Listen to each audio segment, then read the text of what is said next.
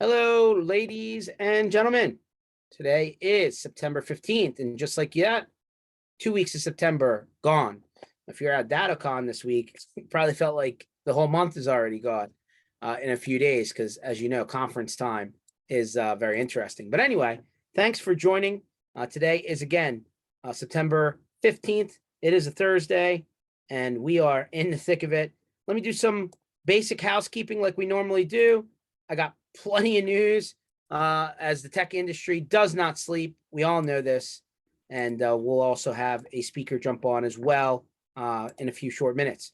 So housekeeping, right? MSPinitiative.com. You'll find everything that we do on this website, including sessions, where this session, every other session we've done all the way from March 2020 until now, there's hundreds of them, are under sessions and podcast and video format. We'll be announcing some giveaways for now and then, between now and the end of the year with a few sponsors. Stay tuned.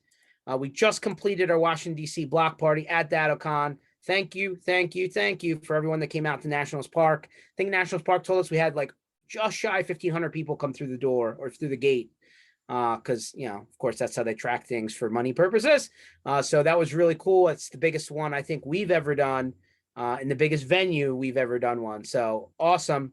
We have 2 more coming up. So if you're going to be in Fort Lauderdale at Taylor Business Group's big conference, we are doing the MSP Community Boat Party. So we'll be taking a mega yacht trip down the intercoastal there. Last time we did this was at Autotask Community Live 2017, right before they merged with Datto.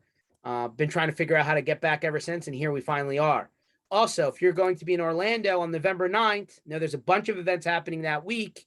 We are doing our last big, community block party of the year. So even if you're not going to any events, you happen to just be in the area, or you just want to take a few days and have a vacation and come to a party, come on down if you're an MSP. We'll be hosting a private concert by the All American Rejects. That's right. The guys that are all, their stuff still on the radio. And I'm sure if you heard their music, go YouTube it. You'll remember it. I like If It Gives You Hell. That's my favorite song, but I just digress.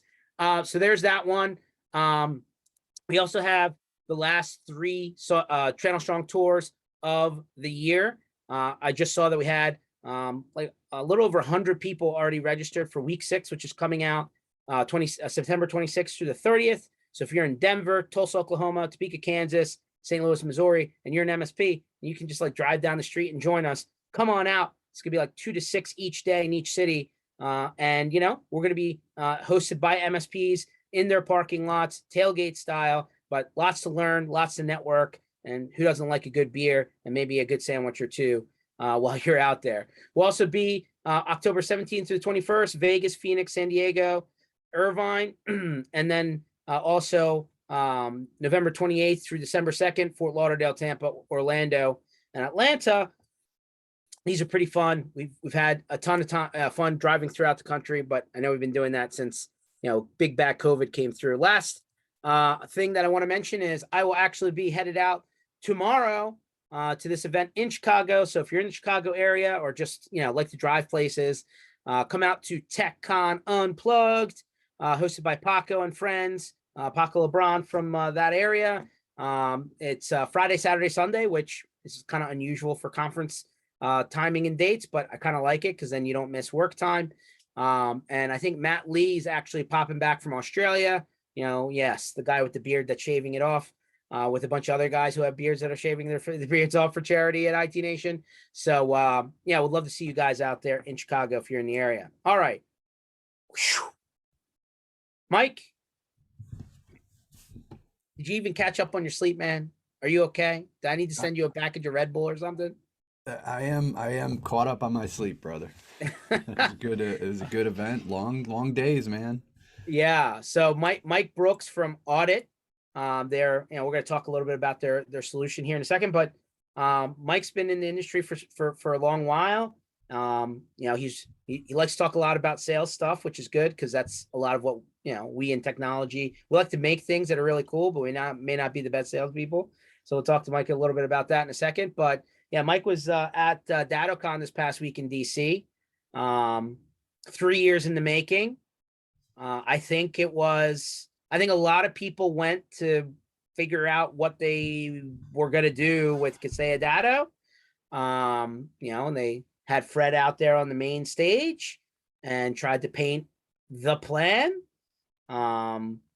Definitely a lot of When people paying attention. I can tell you that. You were there, Darren, right? well, I mean, to if it's the appropriate time to, as I've had time That's to okay. reflect on the situation more, Sure, go for it. it's saying what you want, in theory, what you want to hear. But I was very shocked that there was no mention, unless I missed it, but really no talk of the emphasis or the priority on keeping all this stuff secure, which you would have thought that it might make some sense to give us some assurances there, particularly as they go to link everything to everything else and have it monitored by Cooper, the dog thing, whatever, and be like, oh yeah, everything's all talking to each other. And like, well, I don't know. I mean, it seems very notable that there was no talk at all of how they're going to keep that all protected, which leaves me incredibly concerned. Let's just say that. So let me pause you there. And so the one thing, so I mentioned it on the Tuesday cast in the conference center. They did put up a slide saying that they believe that if they were to consolidate products, right? Like if I said, I got 3 PSAs, I'm going to force everybody onto one and the other 2 are going to go away. Or I have 2 RMMs and I'm going to shut down one and move everybody to the other. Like they feel that the opportunity loss in terms of dollars is about $500 million versus the $20 million. And this is by way an annual figure, if I heard it properly or read it properly, or I saw versus that the slide. versus the $20 million it would take to maintain and continue on with every multiple product, whether it's overlapping or not. I would hope that part of that $20 million a year is going to be part of what you're talking about. But you're right. They didn't specifically say security, right? They said product, like maintenance and enhancements and integrations and whatever. But beyond that, George, beyond Yeah. them wanting to maintain the separate products, which I get, Yeah. that's the right approach for them. The ones that we do use, they want to link them all together, and have Sure. it all be, and that's where I worry is that, Well, they've kind of already have. If you've gone into Datto, it says you can sign yeah, in now with your 1K Kaseya sign in, and it's right, part of right. all. They've already done some interlinking. They said, I think they said there was over 100 interlinking points now already that have been turned on. If I heard that properly in the Yeah, presentation. just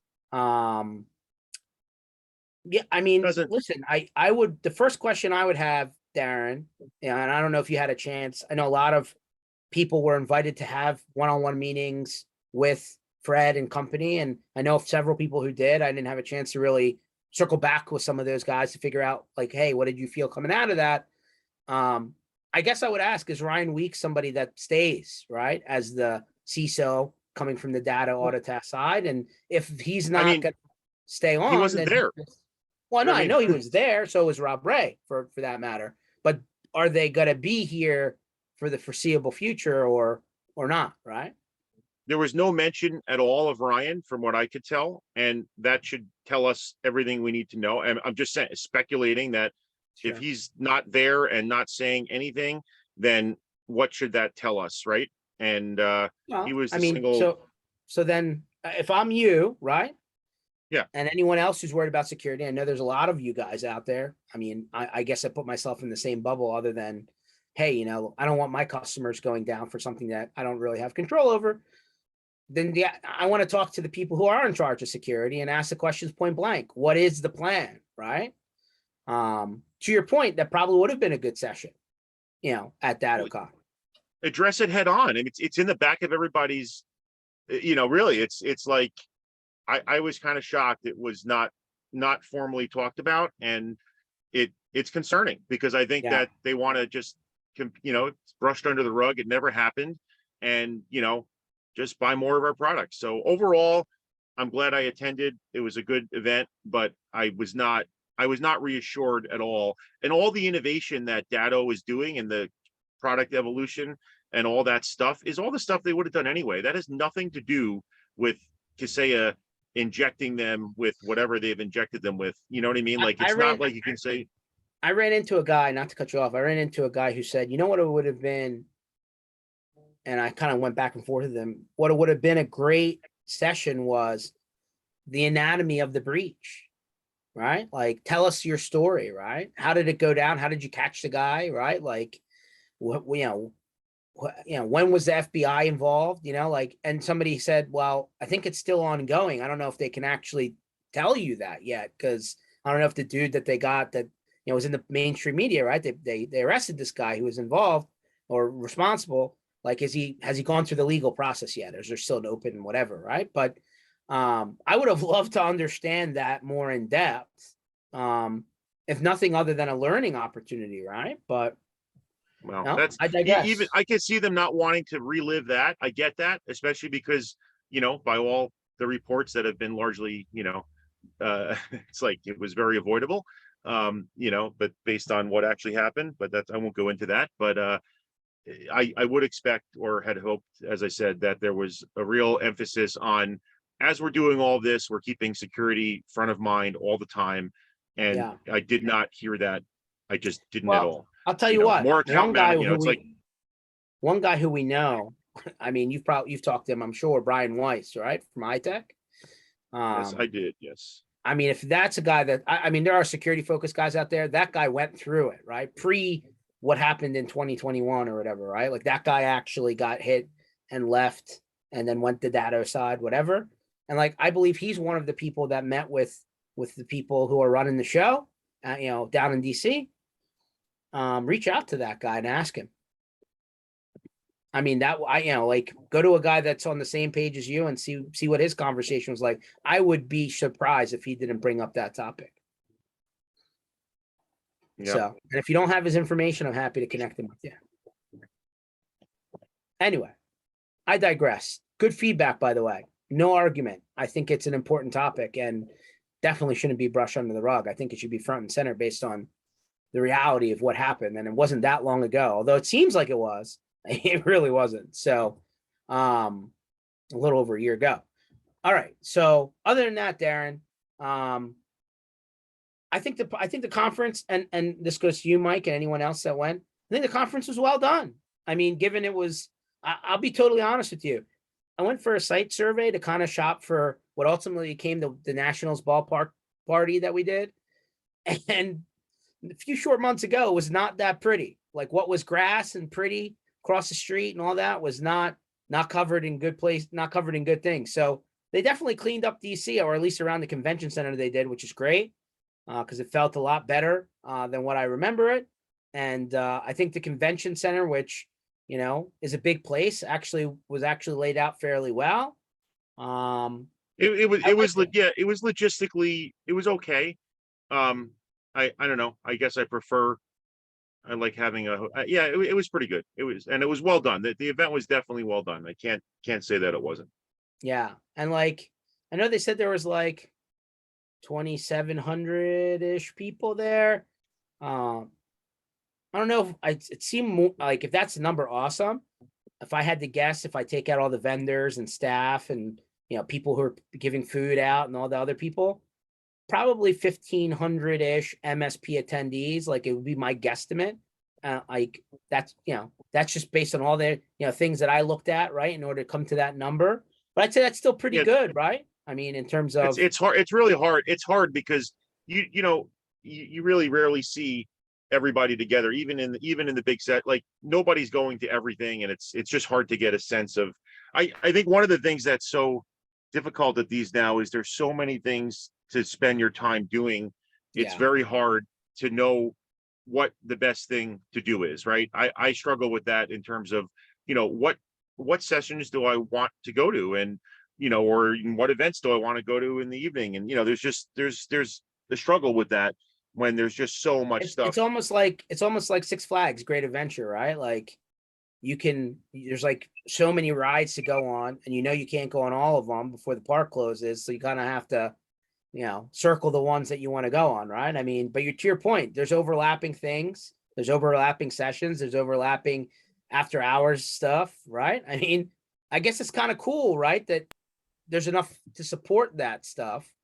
And I know with sessions and conferences, they try and run them more than once so that you can get to them, but in a lot of cases. But yeah, to your point, you almost, especially if you're a larger org and you can do it, you almost need to divide and conquer, right? You need to like bring a handful of people and say, hey, you're going to go do the sales stuff. You're going to go do the, the tech stuff. You're going to go do the marketing stuff. You're going to go, like you almost need to do that, right? I got to say one more thing. You mentioned earlier with that, whatever that TechCon event is, I love the thought that it's on a weekend. And I know that's not popular, but when you have a small operation like I do, it is extremely difficult. Like the whole first half of Tuesday, we just had one of those days that was a bad day. And I had, staff call out and I was helping with stuff I wouldn't want to have been helping with. And I missed some stuff in fact, my meeting that I had with the executive, I could not attend because I was dealing with, 3 fires at the moment. So it is like, I really think that's awesome that they're doing that. There's an event that's doing that, and it lets, it lets you be able to focus a lot more. I'm happy to give up a weekend to get more out of it, my time, and not be nearly as worried about what's going on with everything else. Yeah, I had Paco and his business partner on maybe 4 weeks ago. And they said they specifically planned it for the weekend for that point, right? That they didn't want people to have to decide versus like running their business and actually going and learning something, right? And so they start their event. They start their event Friday evening, and then it ends Saturday night, and then you kind of stick around Sunday morning, kind of thing. So I like it. I think it was a smart move, and maybe more people will pick up on that. All right. Well, I know Pete. Before I get into sales talk with Mike, you were also at the DataCon event as well.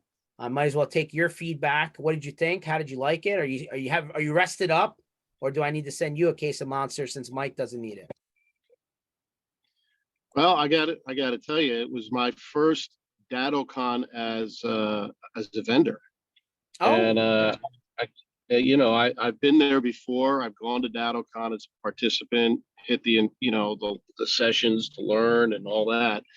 But my only thing is, and this is one event that I don't think any vendor will say that they didn't have enough time in their booth. But I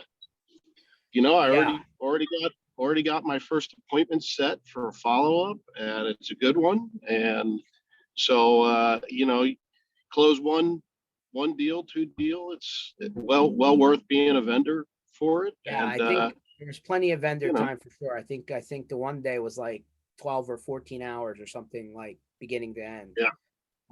It's a lot. I guess the best thing you can tell people is either buy the carpet or bring really comfortable shoes. Yeah, and even the gels will worn down after a while. So,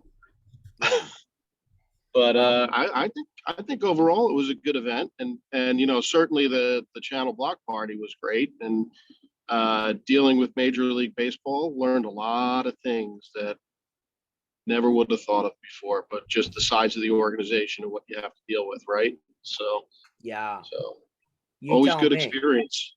Yeah, I think we all learned a few things. I wasn't in on all the conversations. I know you had many more, but certainly the things I had to deal with were, frustrating at many things. But in the end, it all got done, and it was a great event. So yeah, first time, that was pretty cool. Yep. Cool. All right. Well, Mike, sorry for getting all that out of the way, but hey, No worries. 3 years of DataCon built up frustration, right? We finally got it done. Got it behind us. It was a good event. Definitely well worth the time. I think they said they plan on continuing DataCon, if I'm not mistaken. I think somebody told me Miami. I think somebody told me first week of October. So there is a DataCon 2023 in the future. But DataCon 2022 is in the books. It was a great event. I had a blast, and it was weird being back, but it's hard to believe it was so long ago in San Diego. Yeah, San Diego is, great place, right? Hard to beat the visuals and the weather of San Diego for sure. To be fair, the weather was really horrendous while it was there. It really was not. It was not San Diego at its best. Everybody keep that in mind. San Diego gets much better. San Diego at its not so great is still pretty good for people who live up on our side of the world in the Northeast. Yeah, remember avoid May and June. Avoid, but anyway. Yeah, I missed the aircraft carrier. I was on baby watch at the time. So I wasn't allowed to travel. I did try and convince my wife to like have the kid in San Diego so that I could do the conference, but as you can tell, that probably didn't go over well, and I didn't make it. But hey, I heard it was great. That was a blast. That was definitely a unique experience. Yeah, aircraft carrier was cool. I heard. As we're talking about cool places to have a party. No, that was great. That's a really cool. Honestly, if you haven't been to there it's worth going. It's worth taking a trip to San Diego just to go to that museum. It's really fantastic, and there's so Yes, much other stuff to do. But that's it's the really the good. USS Midway, right? Yep. Yes, Yep. sir. Yep. And I will tell you, as a sailor that sailed next to the Midway on another ship, all of the call signs from her last deployment are still on the grease board up in navigation and combat. And so when I went on board and Uh-oh. Did we lose Pete? I think we lost Pete. It's that Starlink internet he's using at his place. Anyway, and I think they actually used the Midway for the Top Gun Maverick, kind of release premiere. And we all know that broke like crazy stupid records, like #6 movie all time. I'm sure they're going to make Top Gun 3. I just watch it again on the plane on the way back, and I have to say it has good rewatchability as well. Obviously not great on the small screen, but I mean, as it should be enjoyed. But yeah, you can definitely always watch pick it. up stuff when you watch movies over and over again, right? You never catch all the little stuff. It's like Absolutely. DataCon, right? You missed all those sessions. Anyway, Mike, for people who don't know who you are, probably should have started off with this. Why don't you give us a little bit of background, right? So that they know, how you made it into IT land, and then we'll talk shop a little bit. Yeah, sure. So funny enough, I started my career in IT. I went to, back when I went to school, it was called MIS, Management Information Systems. That was my degree. And got my first job actually being a computer tech, and learned really quick that I was not cut out to be a computer tech. So I was not a technical person at all. So I kind of migrated more towards marketing and selling and communications, and ended up running my own business, and that turned into a marketing agency. So I ran a marketing agency for many, many years. Ended up meeting this guy, Frank DiBenedetto, from Two River Technology Group, just up the road from you, George, in I'll call it Northern Philadelphia. Whoa. Hold on. New Jersey and Philadelphia, let's be fair, right? Like there's a river in between, okay? Yeah. It's one big state to me. Yeah, okay. I didn't realize Philadelphia wasn't in New Jersey until like 2 years ago. I think it's the opposite way around. South Jersey is just part of Philadelphia. That's now, right. North Jersey is its own. That's like New York territory. Yep. Yeah. So I met Frank through a friend who developed the audit system with him. And Frank had just launched this new software called Audit back in 2015. And he did it because he, as an MSP, was having a hard time communicating the value of what he did to his clients. So he created a way to simply and easily create sales presentations that were non-technical. And I was like, when I saw it, I'm like, oh my God, this is like, I wish I had it for my marketing business. And we started talking a lot, and I became a early partner in the company. And fast forward, I'm still here, hanging out, getting to go to cool places like Washington, D.C. for DataCon, and hang out with cool people like you, George. So I feel like I'm still learning. I started in the technical field, but I was never a technical person. So I always feel like every day I'm still learning from these incredibly brilliant people. We've got some brilliant minds in the channel here, and it's been a lot of fun. That's awesome. It's funny. I was watching some of the, larger vendors who had stage time, right? And I was listening to Bruce from Galactic Advisors and a couple of the other guys. And, as more and more, I know we talk about security, I feel like every other conversation, but it's like, it is becoming a harder and harder and deeper technical conversation as time goes on. And now you're trying to talk about something, probably deeper than anything we've done up until this point from an industry, right? You know, like when you're getting into attack vectors and, you know, layers and all this, whatever. And then you're trying to communicate that to somebody who has no background at all in that, right? Like these people are, you know, good enough that their computers are working properly at the time, let alone all the other advanced stuff that we, you know, we're diving into now. So, you know, 20 years later, right, I kind of bumped into the sandbox. I like to call it the MSP sandbox, you know, like early 2000s, right? 2001-ish. 2022 is a lot more sophisticated than 2001 is from this seat, right? So more, you know, MSPs for the greater part of that 20-year plus period, and still today, struggle trying to position properly and continuously sell technology to non-technology people. So obviously you're in this all day long, right? You're talking to people, MSP, business owners, salespeople all day long, like what's working and what's not, because, you know, some people are just, the tech people have a hard time articulating and simplifying things. And I think that's where they lose opportunities, because the person on the other side's like, I have no idea what language you're talking. Yeah. I mean, you know, you're not technical people aren't alone. They have a special kind of challenge, but there's a technical nature to everything that everybody does. You know, when I first started selling, I wasn't selling technology. I was selling after school activities. You know, I was selling martial arts lessons, but there's a technical nature to that and a language that people don't understand. And I found out very early on that if they don't understand what you're talking about, they're not going to be able to make a buying decision.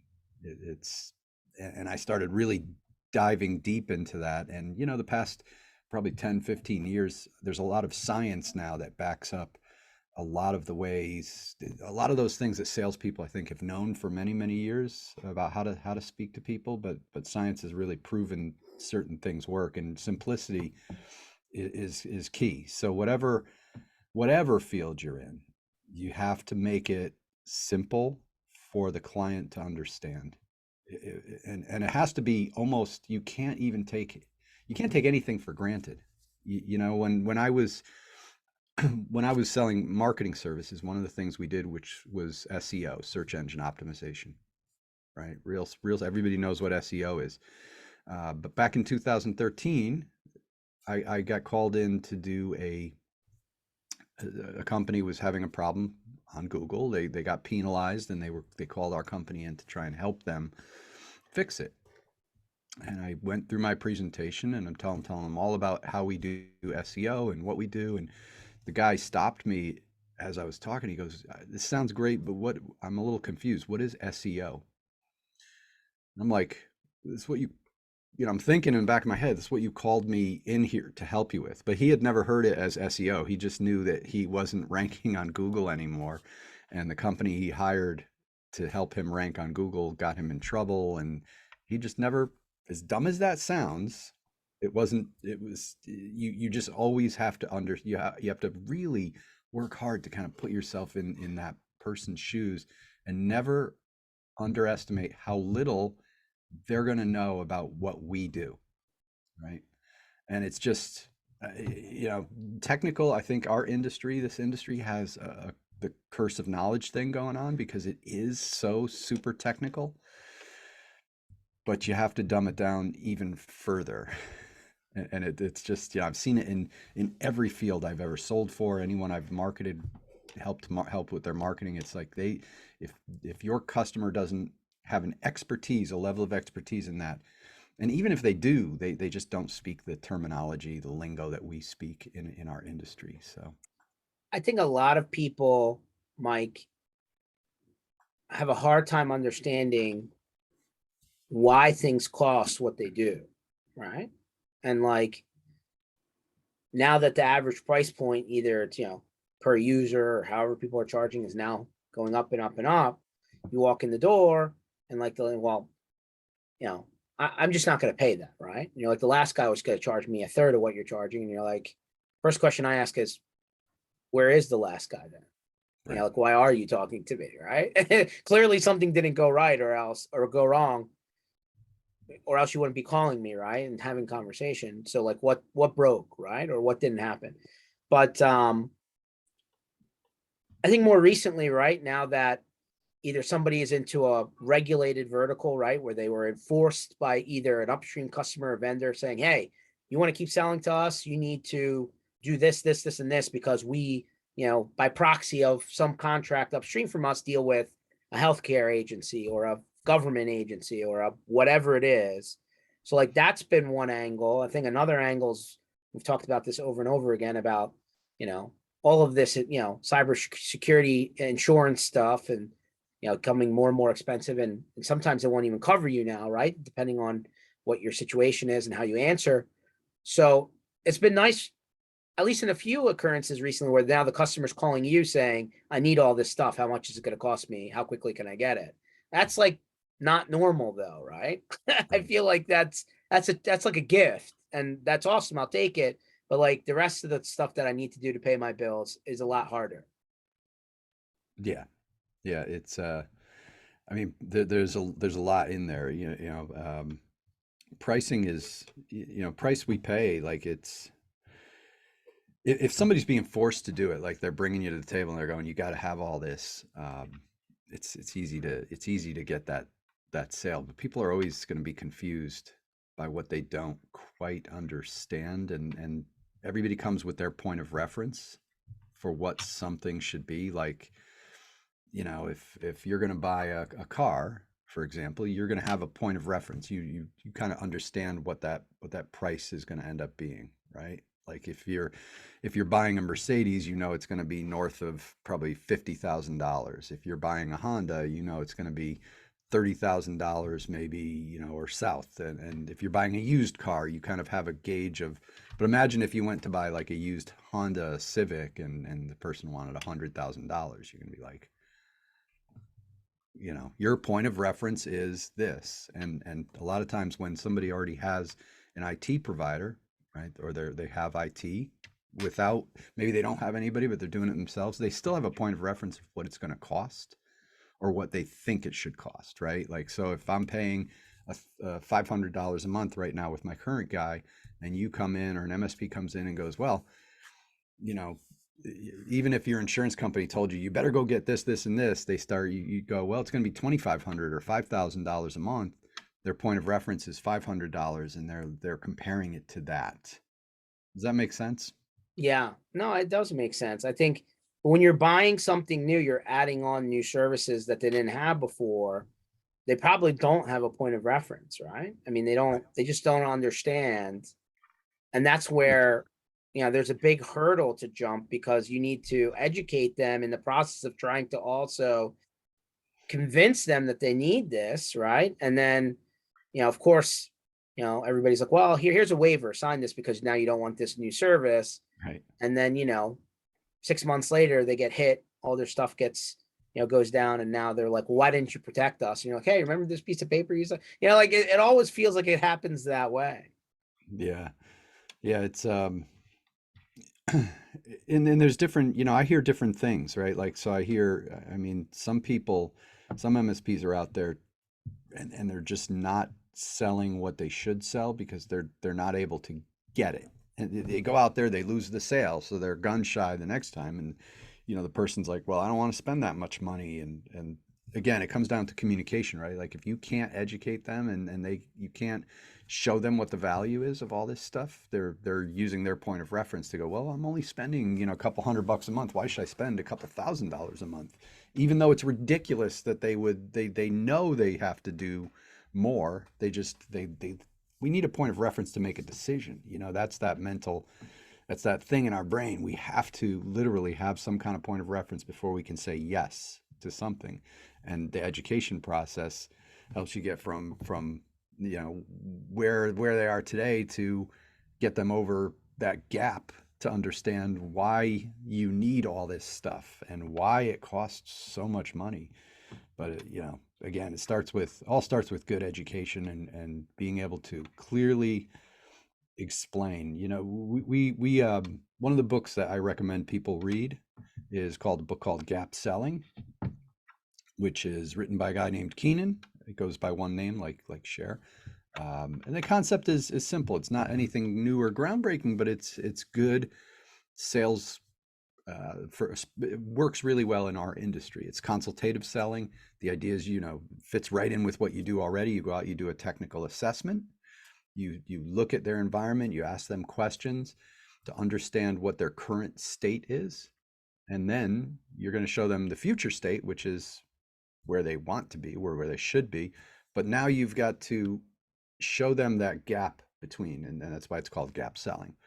So, and in the book, he makes a great, he uses a great example of saying, if you had a mild headache and you asked for a Tylenol, how much are you willing to pay for that Tylenol to get rid of your mild headache?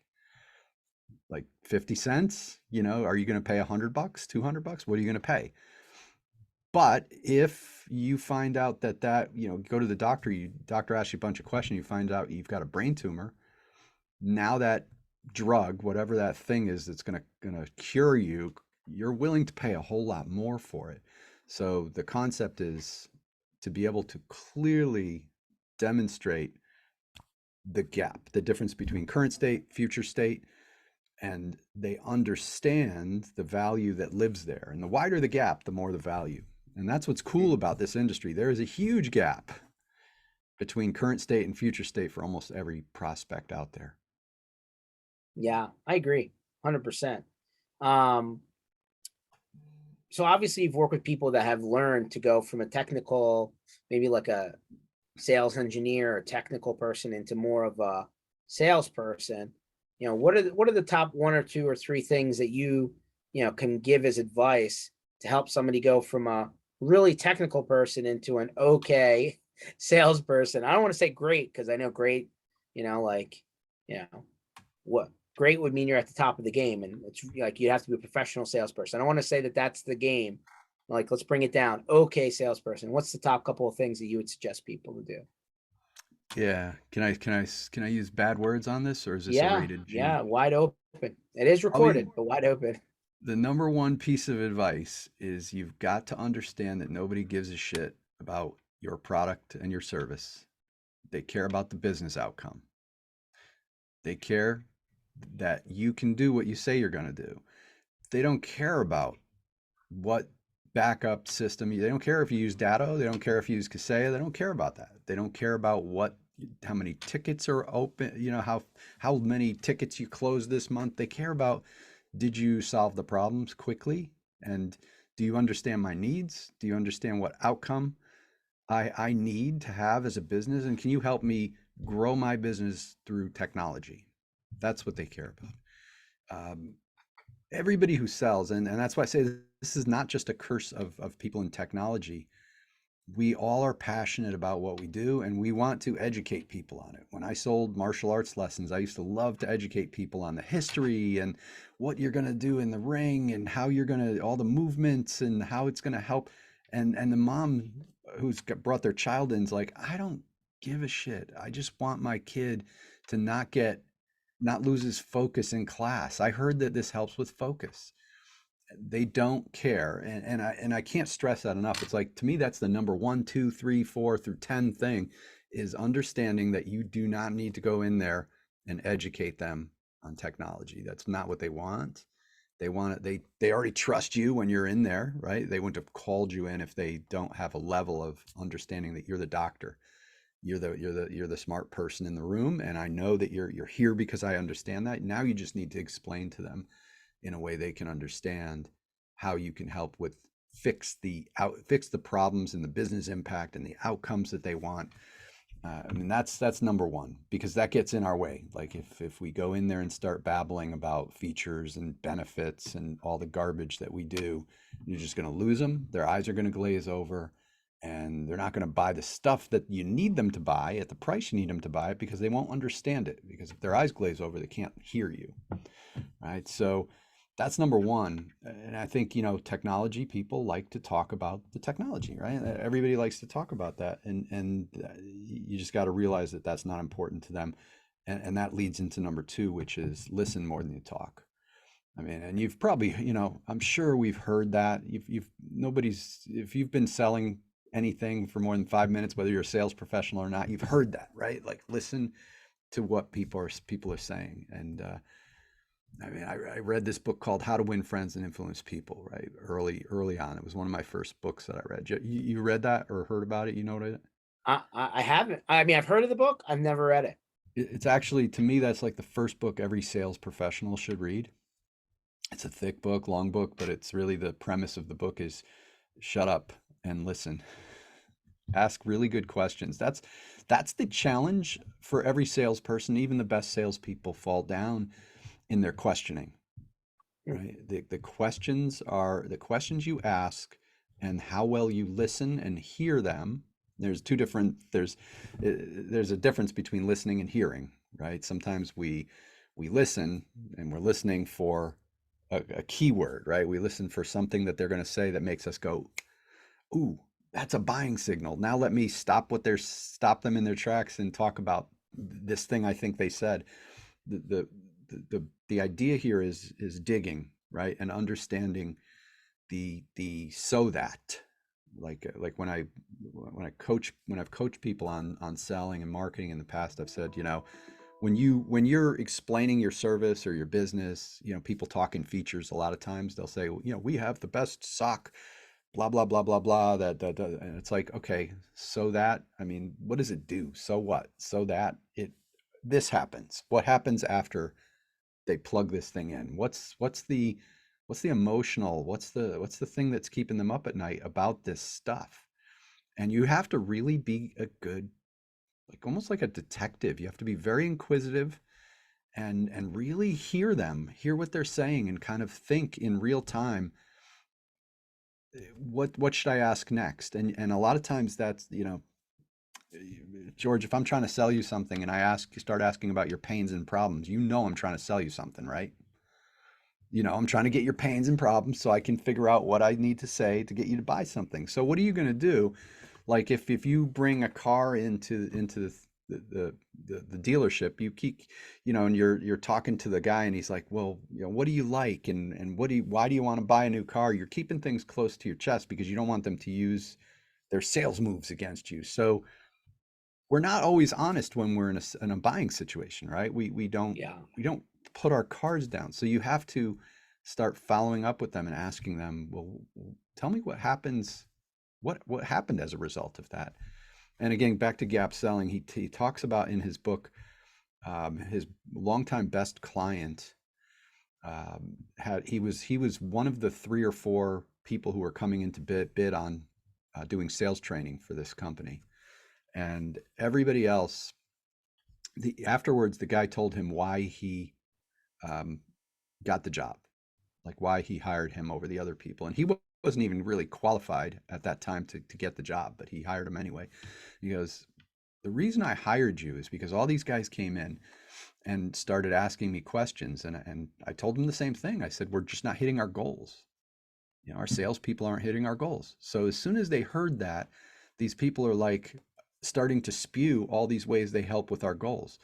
He goes, Keenan, you were the only person who came in and said, how far away from your goals are you?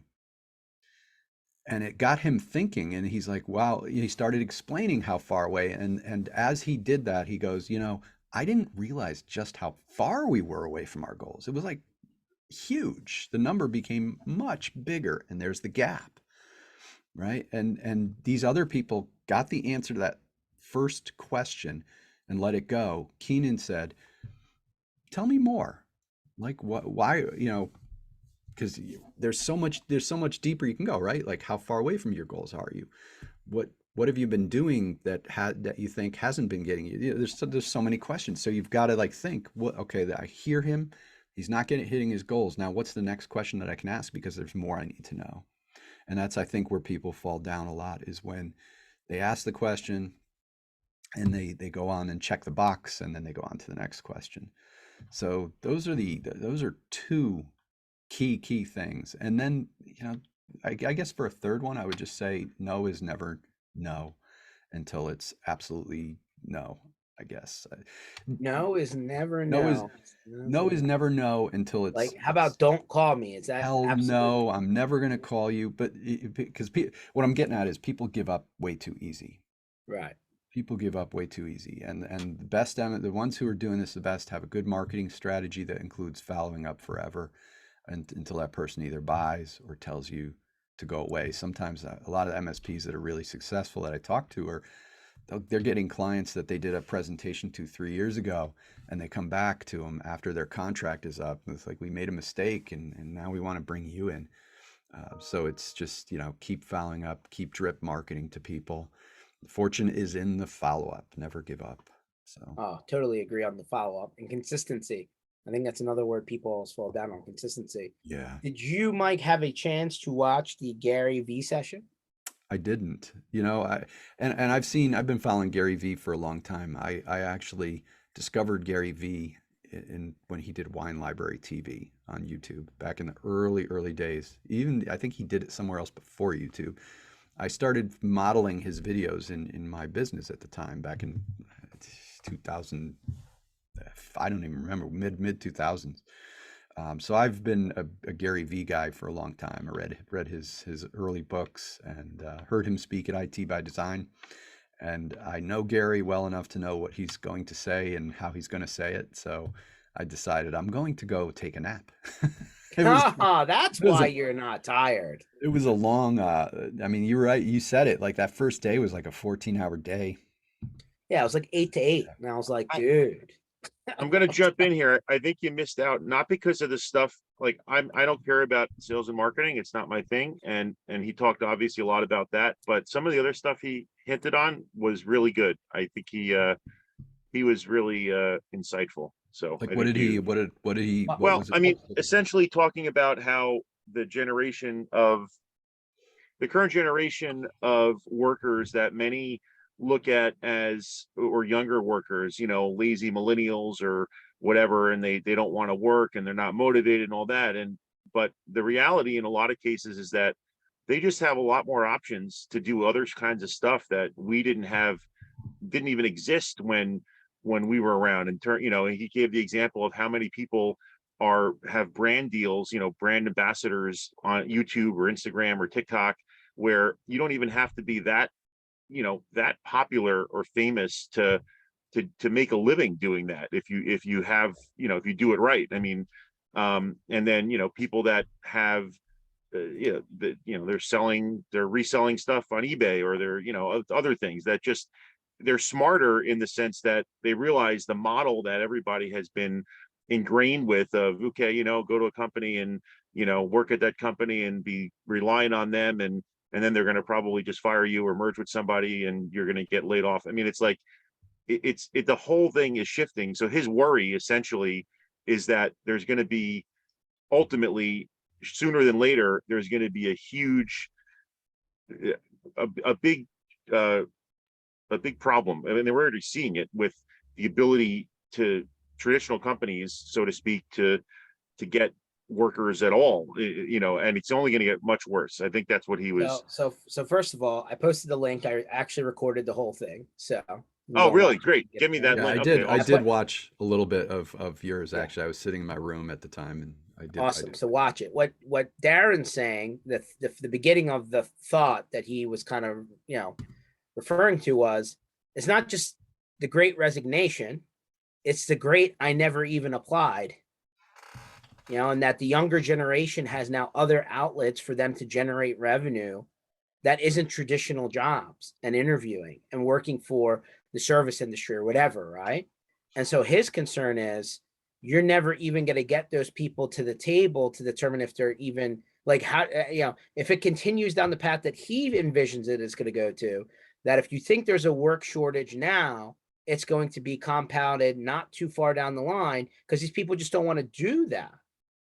They're not, even if they don't want to do it, they'll find other ways to generate revenue, whether it's, Instagram or YouTube, or to Darren's point, reselling stuff online, or anything else other than behind the desk, 9 to 5. Yeah. I also think that this stuff is not anything new.